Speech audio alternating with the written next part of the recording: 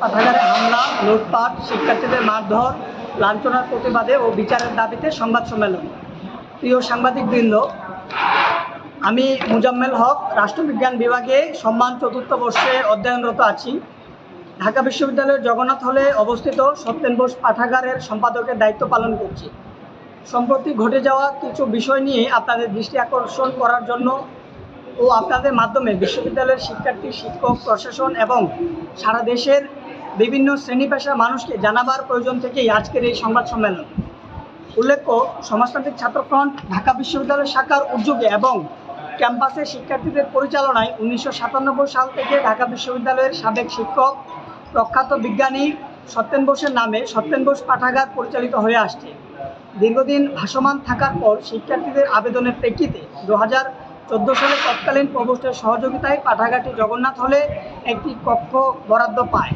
পাঠাগারটি দীর্ঘদিন ধরেই বই পড়া কর্মসূচি, পাঠচক্র, আলোচনা সভা, সিনেমা প্রদর্শনী, মনীষী স্মরণ, শীতার্তদের মাঝে শীত বস্ত্র বিতরণ, বন্যার্তদের পাশে দাঁড়ানো, বুক স্টল দেওয়া সহ নানা ধরনের সামাজিক সাংস্কৃতিক কার্যক্রম চালিয়ে আসছে, যা শিক্ষার্থীদের মধ্যে গণতান্ত্রিক চেতনা তৈরিতে ভূমিকা পালন করছে। সম্প্রতি ছাত্র জনতা অভ্যুত্থান চলাকালে হল বন্ধ ঘোষণার সময় পাঠাগারটি প্রশাসন তালাবদ্ধ করে রাখে। 2 সেপ্টেম্বর রাতে পিঙ্কো চৌধুরী রাতুল এবং রাজদীপ চৌধুরী রানুর নেতৃত্বে ছাত্রলীগের কিছু কর্মী পাঠাগারটির তালা ভেঙে কিছু জিনিসপত্র নিয়ে যায়। আমাকে ফোন করে হুমকি প্রদান করে, অকথ্য ভাষায় গালাগালি করে জগন্নাথ হলে গিয়ে তাদের সাথে দেখা করতে চাপ প্রদান করে।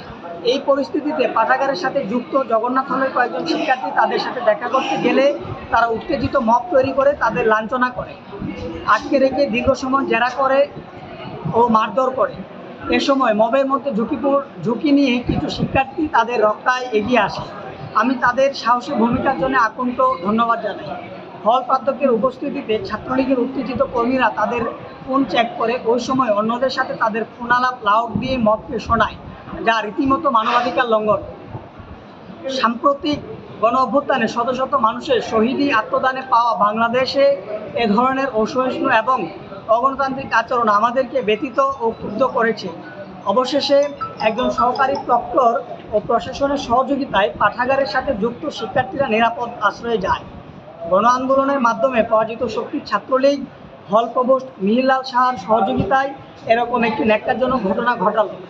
আমরা আগেও দেখেছি তিনি নানাভাবে ছাত্রলীগকে শেল্টার দিয়েছেন এবং নানা অপকর্মে ছাত্রলীগকে প্রত্যক্ষ পরোক্ষভাবে সহযোগিতা করেছেন। একজন শিক্ষক এবং প্রভোস্টের পক্ষ থেকে এরকম আচরণ বিশ্ববিদ্যালয়ের গণতান্ত্রিক পরিবেশের জন্য মারাত্মক ক্ষতিকর। ফ্যাসিবাদী আওয়ামী লীগ সরকারের দমনপীড়নের বিরুদ্ধে ছাত্র জনতার রক্তাক্ত অভ্যুত্থান একটি বৈষম্যহীন গণতান্ত্রিক বাংলাদেশ গড়ে তোলার আকাঙ্ক্ষাকে জাগ্রত করেছে। আমরা প্রত্যেকেই চাই বিশ্ববিদ্যালয় ক্যাম্পাসে অগণতান্ত্রিক এবং অসহিষ্ণু পরিবেশ তৈরি না হোক। পরিশেষে জগন্নাথ হলে হামলা এবং লাঞ্ছনার সাথে জড়িতদের বিচারের দাবি জানাচ্ছি। অতি সত্বর ক্যাম্পাসে চলমান সকল অরাজকতার সমাধান চাই। শুভেচ্ছান্তে মুজাম্মেল হক, সম্পাদক, সত্যেন বোস পাঠাগার।